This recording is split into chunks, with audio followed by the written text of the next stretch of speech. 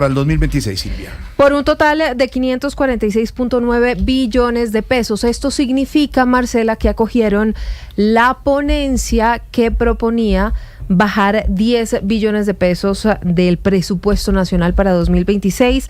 Hay reacción del presidente Gustavo Petro y en segundos vamos a otro punto del Congreso de la República porque también está hablando el ministro de Hacienda. Marcela, buenas tardes. Buenas tardes, Silvia. Pues nos salvamos del decretazo y de la dictadura fiscal porque el presupuesto acaba de pasar en primer debate con apoyo incluso de algunos miembros de la oposición. Este es apenas el primer debate. Para el presupuesto le hicieron una peluqueada en dos sentidos. Le quitaron plata y le quitaron artículos. Hablemos de la plata. Tendrá 10 billones de pesos menos, es decir, que la reforma tributaria ya no sería de 26,3 billones de pesos, sino más pequeña, de 16,3 billones de pesos. En ese contexto, entonces, la inversión pública el año entrante será de 85,2 billones de pesos. Como usted menciona, el presidente Gustavo Petro ya agradeció a las comisiones económicas y dice en su cuenta de X que ya que vamos a tener una reforma tributaria más pequeña, lo más justo, dice él, es no solicitar incrementos de impuestos sobre la gasolina y sobre la cerveza, es decir, salen ambos temas de la reforma tributaria. Espero que los productores de cerveza compren toda la materia prima de trigo y cebada en Colombia, sabrá más rica. Y ahora hablemos de la peluqueada en temas que incluye que le quitaron al presupuesto todas las facultades del gobierno que buscaban, por ejemplo, cambiar las vigencias futuras en transporte, le quitaron superpoderes para hacer recortes y le quitaron también artículos que le permitían cambiar las reglas de juego en los ahorros de las regiones para pensiones. El presupuesto pasa a debate en las plenarias, tiene que estar aprobado, Silvia, antes del 20 de octubre. Esto no garantiza que se salve la reforma tributaria. La reforma tributaria, que ahora va a ser más pequeña, tiene que pasar por sí sola 4 debates y ya la oposición dijo que no se va a montar en ese bus y que va a pedir su archivo. Marcela, solo una pregunta, ¿los 10 billones están Señor, recortándolo en temas como cuáles? Los 10 billones de pesos, de esos 10 billones de pesos, 6.5 se los quitaron a funcionamiento y un poco más de 3 billones de pesos se los quitan a inversión. Hay sectores que salen especialmente damnificados, por ejemplo, se cortan transferencias para algunas regiones, se cortan algunos recursos en materia de salud, otros recursos que tienen que ver con seguridad, pero también hay algunas, digamos, redistribuciones al interior del presupuesto. Lo más importante en términos generales es que la mayor parte de ese recorte saldría de recursos que son de funcionamiento y no de inversión. Y no de inversión. El que está feliz y está saltando en una pata en este momento en el Congreso, por supuesto, es el ministro de Hacienda, Silvia. Que está hablando, Jorge Alfredo, del buen momento por el que pasan las relaciones entre el Congreso y el gobierno del presidente Gustavo Petro. También habló sobre qué es lo que viene, Marcela bien lo decía, la discusión de la reforma tributaria. Pero ¿cuáles son las reacciones que a esta hora se están dando en el Congreso? Miguel, buenas tardes. Hola Silvia, sí, en efecto te saludo desde el Congreso de la República. El ministro de Hacienda ha dicho que no se trata de un tema agridulce, sino de una victoria y es un momento de una relación dulce con el Congreso de la República porque se logró consenso. Recordemos que la oposición, primero el senador Ciro Ramírez, también el senador Efraín Cepeda y Karina Espinosa del Partido Liberal, que estaban críticos a este tema, ellos decidieron votar a favor de la ponencia alternativa de la congresista Olga Lucía Velázquez de rebajar 10 billones de pesos. Y por eso el ministro mencionaba esa buena relación, porque se logró un consenso, pero la idea de la oposición no es solamente porque haya habido un consenso, sino con la idea de que el presidente no lo emitiera por decreto. Vamos a escuchar lo que nos acaba de decir el ministro de Hacienda, Germán Ávila, donde él también dice, bueno, son 547 billones, pero fue por consenso, y habla también del siguiente paso, que es la discusión de la ley de financiamiento, que es un debate aparte, como mencionaba Marcela. Realmente no es agridulce, es un momento dulce de la relación entre el Congreso de la República y el gobierno nacional.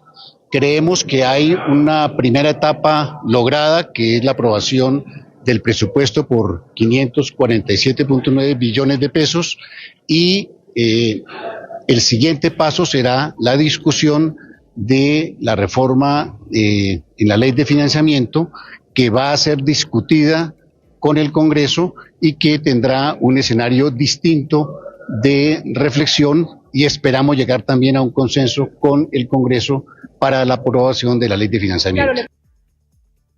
También el ministro, señalaba que los siguientes pasos espera que lograr un consenso para la reforma tributaria, pero por ejemplo, senadoras como Angélica Lozano, ella vaticina que no habrá por lo pronto esa aprobación, ella duda que se apruebe la ley de financiamiento o reforma tributaria y por eso presentó una proposición con la finalidad de que en el segundo debate, en las modificaciones que se le harían al presupuesto, allí quede claro que en el caso de que no se apruebe la reforma tributaria o ley de financiamiento, como la llama el gobierno, no se vaya a endeudar más por otras vías. Esa es la proposición que presenta Angélica Lozano, que nos ha dicho también hace instantes que esa es una de las salvedades que ella quiere que quede claro, con la finalidad de que si llega la ley de financiamiento, el gobierno posteriormente diga, no, vamos a sacar los 26 billones desde otras fuentes. Miguel, gracias. Dice el ministro que dulce la relación Congreso-Gobierno. No había oído yo este término desde hace años. Sí, porque le dijeron que si agridulce, dijo, no, más dulce. Pero esto muestra que sí se puede llegar a acuerdos. Ese cuento de que no es cierto. Y la oposición aprendió que su función no es el de ejercer como vaca muerta, simplemente hundiendo, sino que el gobierno propone y el Congreso dispone. Ya la vez pasada hundieron el presupuesto y Petro sacó por decreto lo que quiso. Eso no le conviene al país, el presupuesto tiene que salir del Congreso. Y esto es la demostración de que el Congreso puede reducir y cambiar. El gobierno tuvo que ceder y no le están dando garantías de que con esto le pasen la ley de financiación, que muy seguramente se va a hundir. Entonces, si se puede, esto es lo correcto, y se logra que si pasara la ley de financiamiento ya se garantiza, porque Petro aceptó que no habrá impuestos a gasolina ni a cerveza. Entonces, así es que funcionan las democracias bien, sin triunfos pírricos de uno diciendo al otro que le casqué, sino llegando a acuerdos y trabajando. El presupuesto es esencialmente una labor de los congresos. Silvia, respuesta del gobierno de Estados Unidos a la andanada de críticas por parte del gobierno Petro, ayer en la ONU.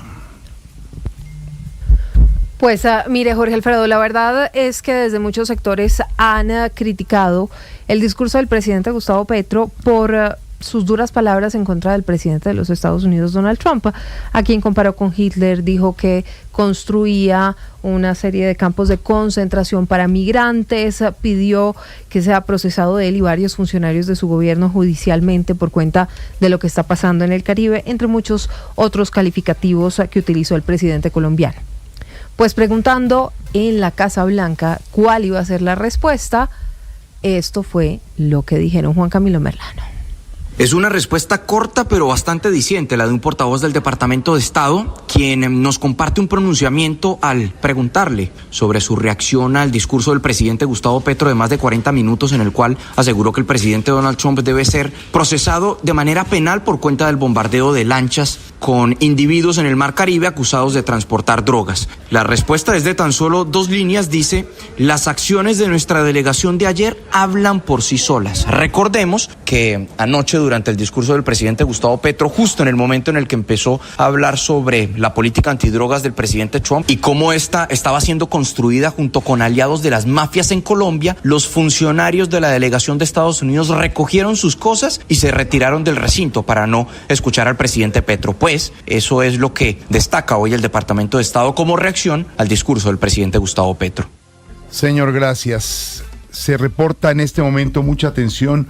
Un temblor en varias regiones del país se está registrando por encima de 6 grados. Nos reportan a esta hora se está sintiendo en el norte del país y en alguna zona de Santander, Silvia. Sí, Jorge Alfredo, mire, lo estamos sintiendo. La noticia a esta hora es la siguiente. Nos están reportando desde La Guajira y desde el departamento de Santander, en Bucaramanga, sobre todo, un fuerte movimiento telúrico, un sismo. Ya está el Servicio Geológico Colombiano enviando el boletín preliminar que habla de 6 grados de magnitud, hora local 5 de la tarde, 21 minutos, y el epicentro es en territorio venezolano.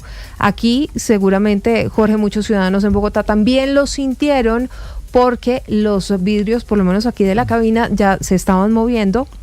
Así que en segundos vamos a ampliar esta noticia, pero la información es un temblor fuerte. según el Servicio Geológico Colombiano. 6 grados de magnitud es la información preliminar y el epicentro sería en territorio venezolano. Ya me confirman si tenemos a los corresponsales. En segundos tendremos reacción con los corresponsales de las diferentes zonas en La Guajira y en Santander de este temblor de tierra magnitud 6 puntos según el Servicio Geológico Colombiano. Ya noticia en desarrollo para saber qué está pasando en estas zonas del país. Esta música identifica el rollazo político aquí que tiene que ver en este momento con movimientos políticos en la derecha, Silvia. Movimientos políticos en la derecha, Jorge Alfredo, desde 2 sectores. El primero de ellos, hubo encuentro entre 2 precandidatos o candidatos a la presidencia, Vicky Dávila y el ex ministro de Defensa, Juan Carlos Pinzón. Pero por el otro, se acuerda que la semana pasada habíamos hablado de una cumbre de partidos de oposición en el mes de octubre. Sí. Por ahora los dos partidos que componen esta cumbre son el Centro Democrático y Cambio Radical. Pues hoy hubo una reunión previa para ultimar detalles de qué es lo que van a hacer allí en octubre. Mateo, con el rollazo político de cómo se están moviendo las fuerzas de cara a las elecciones presidenciales de 2026, esta vez en la derecha.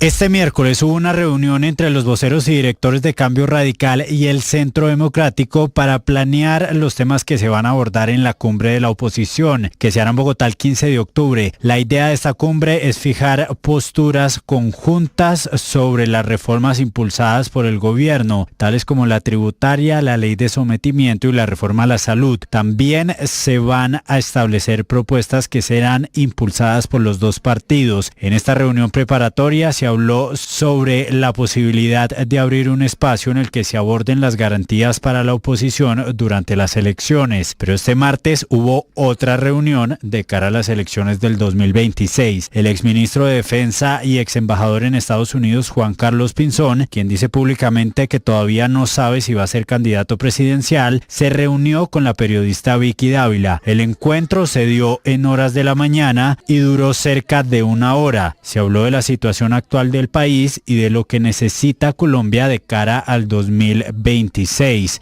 Este es el primero de varios encuentros que va a tener la periodista Vicky Dávila con políticos y precandidatos afines a sus ideas.